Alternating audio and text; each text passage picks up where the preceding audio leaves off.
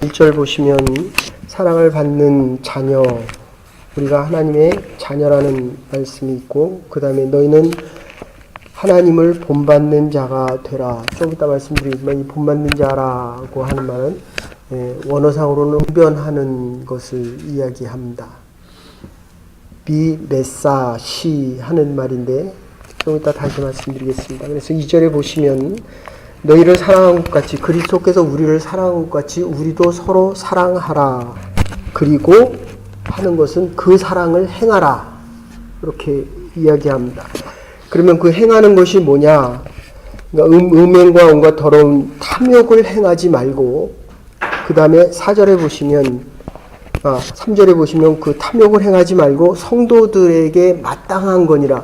그리스도가 나를 사랑한 것 같이 내가 사랑하는 것이 마땅하다. 이렇게 하는데, 음행을 행하지 않고 4절에 보시면 감하는 것을 행하는 것이 사랑이다. 그리고 조금 더 내려가면 5절에 보시면 탐하는 자가 되지 말고, 그리고 7절에 보면 그들과 함께 행하는 자가 되라. 사랑 가운데서 행하라. 이것을 오늘 5가지로 얘기를 하려고 합니다. 사랑 가운데서 행하는 자가 하나님의 자녀다. 우리가 너무 잘 알고 있는 이야기입니다. 우리는 자녀라는 것입니다.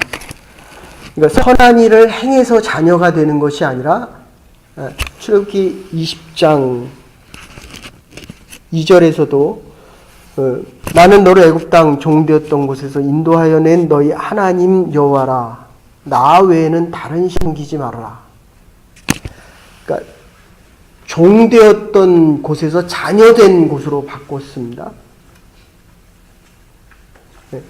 그러니까 우리가 어떤 일을 해서 자녀되는 게 아니라 이미 자녀라는 겁니다. 우리의 자녀가 태어났을 때 내 말을 들어서 자녀가 아니라는 것입니다. 하나님의 말을 들어서 우리가 하나님의 구원받은 자가 되었다는 것이 아닙니다. 노예에서 자유자로 하나님께서 구원하셨기 때문에, 그 구원 때문에 우리가 어떤 의로운 일이나 내 말을 잘 듣거나 내가 원하는 일을 행해서 하나님의 구원받은 자로 살아가는가? 하나님의 자녀됨이 먼저입니다. 하나님의 자녀된 정체성이 먼저라는 것입니다. 그래서 이 사랑이라고 하는 것은 행위에 대한 것이 아니라 사랑 가운데서 하나님께서 우리를 자녀 삼아 주신 거기 때문에, 이 두 번째 이 사랑이라고 하는 것은 주는 자가 사랑을 받을 수 있다는 것입니다. 자녀가 사랑을 받는 동안에는 사랑을 주는 자로 변화가 안 됩니다. 그래서 케어링을 받으면, 우리가 이제 2019년부터 소그룹을 하는데, 케어링을 받았으면, 널튜어링을 하면 성숙하기 위해서는 그를 줘야 된다는 것입니다. 그런데 그 사랑이라고 하는 것은 사랑을 준 자, 오늘 본문에서는 하나님이 사랑을 주고 예수 그리스도의 사랑을 받았기 때문에 이 사랑받는 자, 아버지를 본받는 겁니다. 사랑을 준 자를 본받는 것입니다. 이게 사랑의 의미라고 한다면, 세 번째, 이 사랑이라고 하는 것은 사랑받는 자가 주는 그 사랑, 사랑은 해보면 힘듭니다. 줘야 됩니다. 나눠야 됩니다. 내가 아픕니다. 내가 힘이 듭니다. 그런데 사랑이라는 것은 그거를 기뻐하는 것입니다.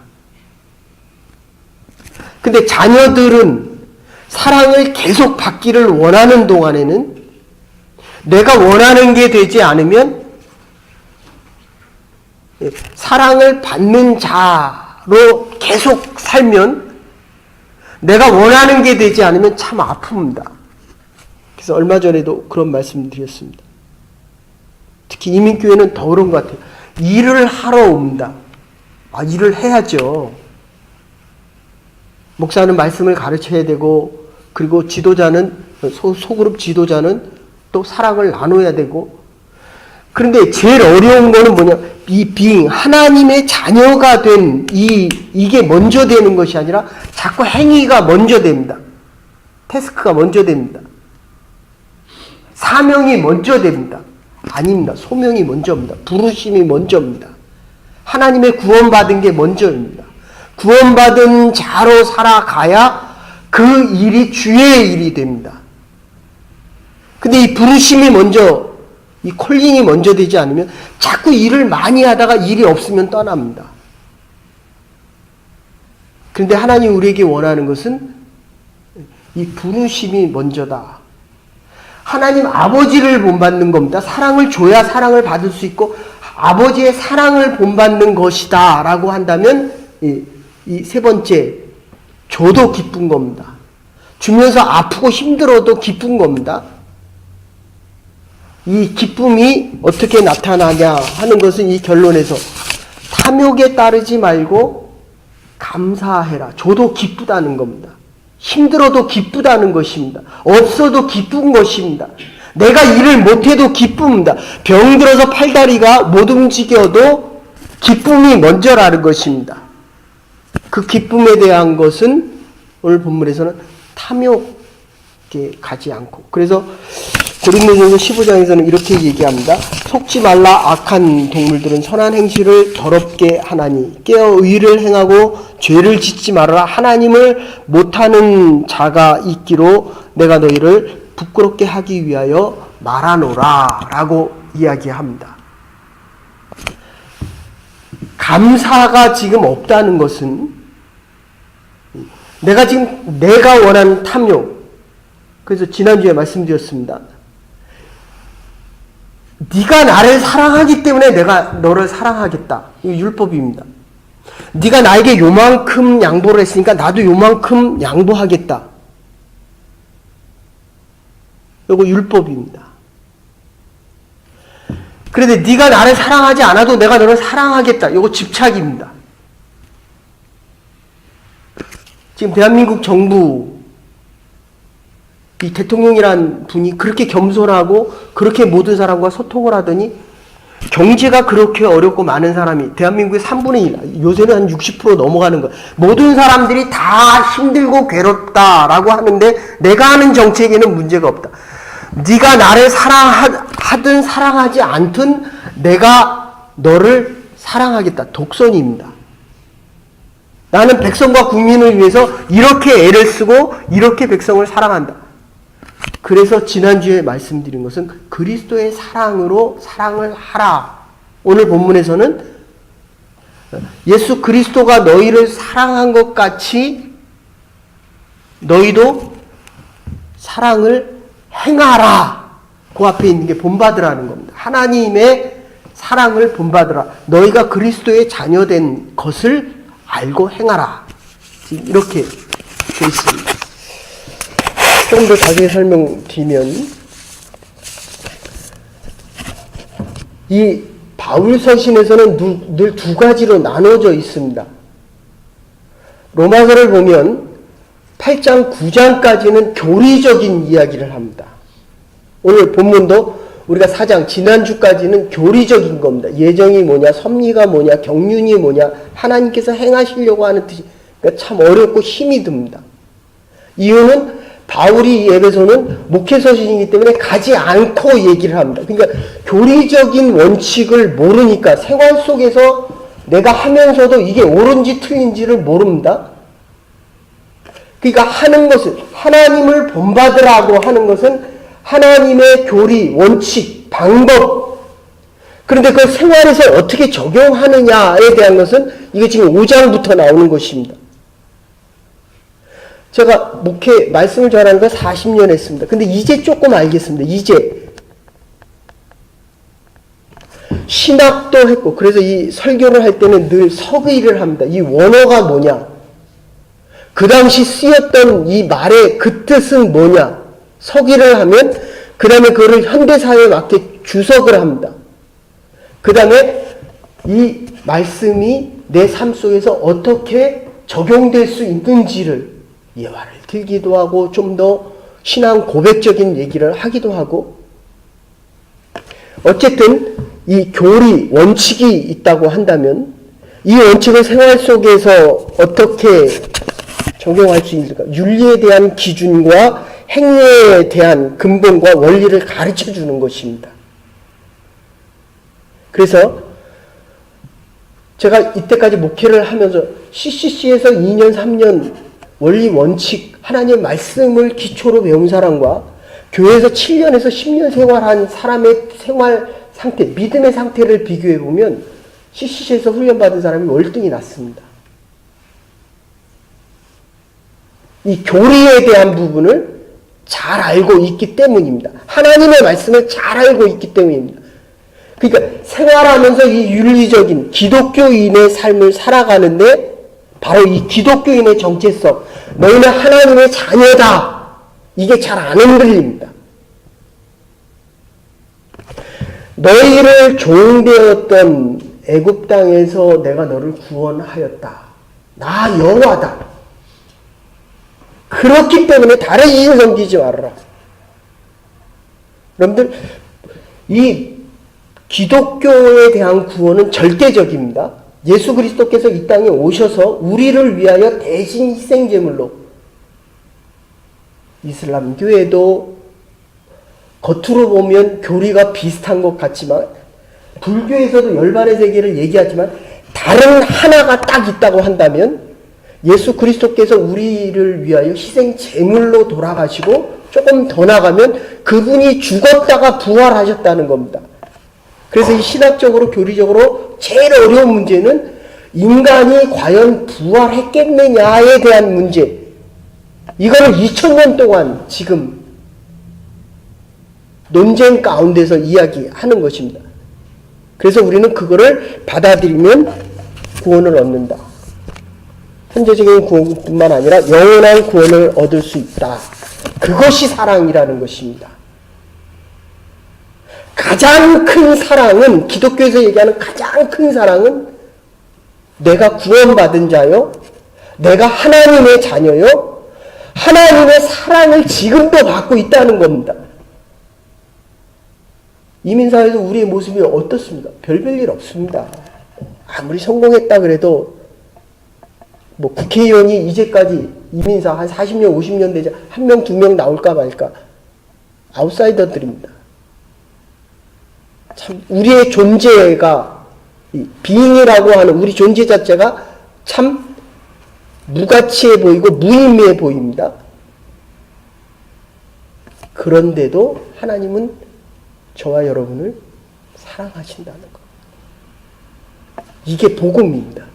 이게 기독교에서 가장 중요한, 그리고 오늘 본문에서 하나님께서 너희를 사랑하신 것 같이 너희도 사랑하라 라고 시작합니다. 사랑을 받을 줄 알아야 사랑을 할 수 있다는 것입니다. 이 막가파니, 지존파니, 마약과 그 다음에 이 사회에서도 자기의 인생을 스스로 파멸의 길로 가는 이유는 바로 이 사랑을 받았다 못 받았다에 대한 겁니다. 지금 영국의 이 찰스 황태자하고 다이애나 그 결혼이 얼마나, 그 당시 한 60억이었는데 20억 정도가 그거를 결혼식을 받습니다. 근데 다이애나는 스펜스, 아버지가 공작이었습니다. 근데 결혼을 3번씩이나 했습니다. 사랑을 받아본 적도 없고, 엄마가 한번 만나러 오면은 그 만나고 싶은 엄마가 우는 가운데 그냥 가버립니다. 그러니까 기억 속에는 엄마가 없다는 것밖에 기억이 안 납니다. 찰스 황태자 보십시오. 말을 하고 사격을 하고 모든 스포츠를 다 하고 모든 부귀와 명예를 다 가졌는데도 사랑을 줄 줄을 모릅니다. 사랑을 받을 엄마 엘리자베스 2세 영의 그 사랑을 받아본 적이 없습니다. 그게 한국 사회로 보면 박정희 대통령 아들 박지만입니다. 그래도 박정희 대통령 아들 아내 유경수 여사가 돌아가시기 전까지는 그래도 사랑을 받았지만 그가 얘기하는 게 늘 외롭다는 거예요. 만나서 얘기를 들어보면. 그런데 또 그 위에 보면 바로 그 엘리자베스 여왕이 왕되기 전에 조지 5세가 있었습니다. 메리 여왕 사이에서 태어난 에드워드라고 한 사람인데 윌리엄 심프슨하고 결혼을 합니다. 근데 그 위의 왕은 원래 루이 5세, 그 6세가 바로 이 동생인데,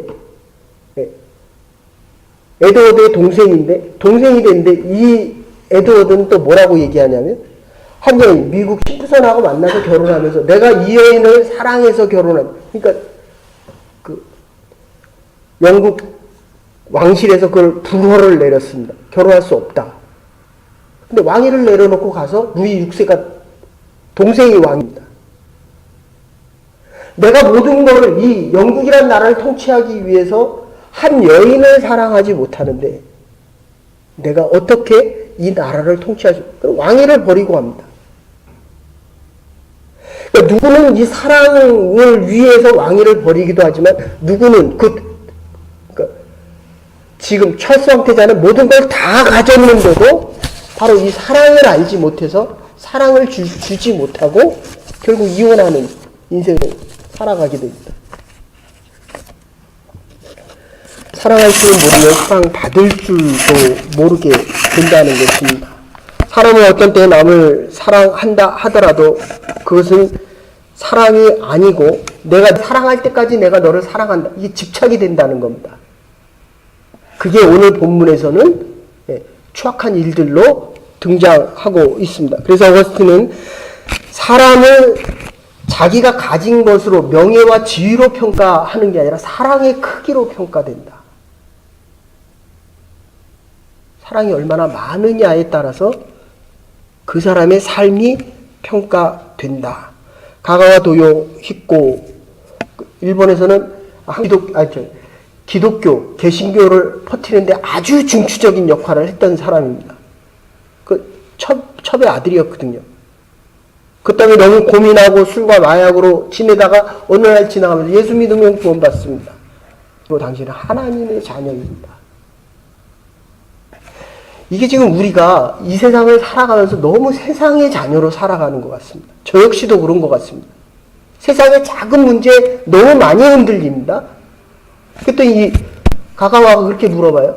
첩의 자식도 하나님의 자녀가 될 수 있습니다. 복음 증거하던 사람이 아주 간단하게 얘기합니다. 누구나가 다 하나님의 자녀 될 수 있습니다. 그런데 우리가 되어지는 일에 대해서 얼마나 집착하고 그것이 나의 성도 앞에 행복과 불행을 결정하는 것처럼 살아갑니다. 아닙니다. 하나님의 자녀이기 때문에 사랑받은 자이기 때문에 아버지를 닮아가고 그리스도의 사랑을 닮아간다는 것입니다. 그래서 세 번째로 사랑받은 자는 아버지를 본받아야 된다. 이 본받는다. 오늘 본문에 나오는 이 본받는 자, 아까도 말씀드렸지만 미메시스라고 하는 말인데 웅변하는 것을 이야기합니다.